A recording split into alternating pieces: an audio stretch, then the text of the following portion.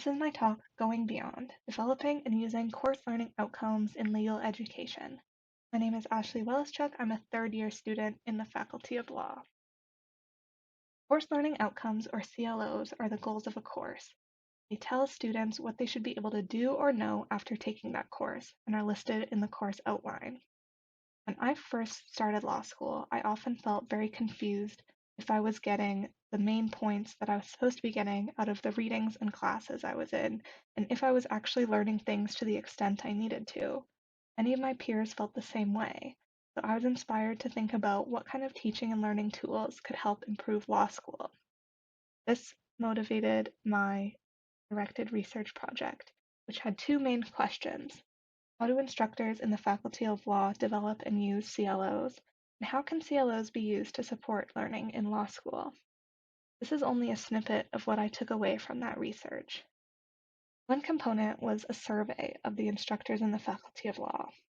We had 15 respondents, which is a pretty small sample size, but there are still some major themes that can be taken away. 11 instructors said their CLOs inform their assessments, teaching methodologies, and in-class activities.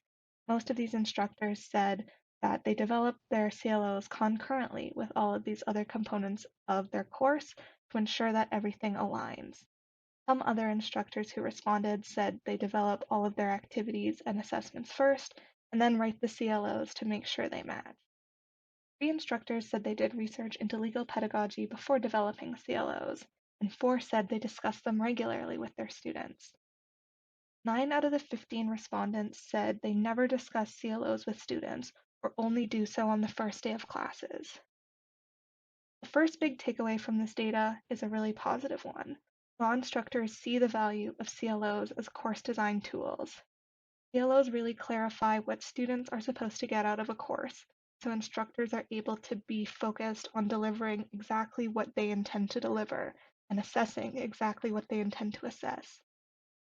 This was a really positive takeaway because it shows that instructors are focused on aligning all the different components of the course, which makes for more effective teaching and learning. However, instructors tend to leave CLOs at the design phase of a course and don't refer back to them during teaching. CLOs that are written in a very action-focused and specific way can be really useful learning tools for students and can help guide them through the course. And so my recommendation to instructors after this study is to reference CLOs regularly during teaching and connect them to the different activities, topics, or readings that they're using. There are a couple of major benefits to doing this. One of them is student autonomy. Clear expectations in the form of CLOs can help support students' ability to feel in control of their studies rather than feeling like law school is just happening to them.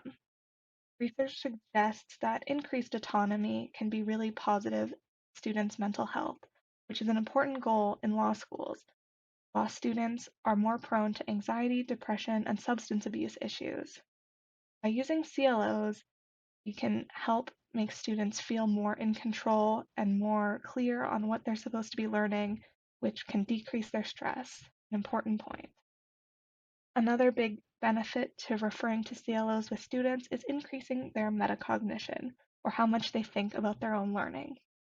Students tend to have a pretty limited understanding of how well they're doing in a class. Law students in particular focus on memorizing the law rather than learning how to apply it, despite application being the focus of our assessments and, of course, our future careers in law. Learning outcomes give students a metric against which to measure their progress. If students look at a course learning outcome that's written in a very specific and detailed way, they're able to see whether or not they're actually doing what the outcome says or if there's a gap in their knowledge or skills. They can more quickly remedy that gap when they know what it is they're missing. There are a lot of opportunities for future research in this area, the main one being what do law students think about CLOs and how much do they use them currently. It would also be interesting to compare instructors' current use and law students' current use of CLOs now with how they would be after an intervention explaining the importance of CLOs. It'd also be interesting to see what other teaching and learning tools can be beneficial to students and instructors in law school. Thank you very much for listening to my talk today, and special thank you to Professor Nikki Nicolau in the Faculty of Law for all of her help and support on this project.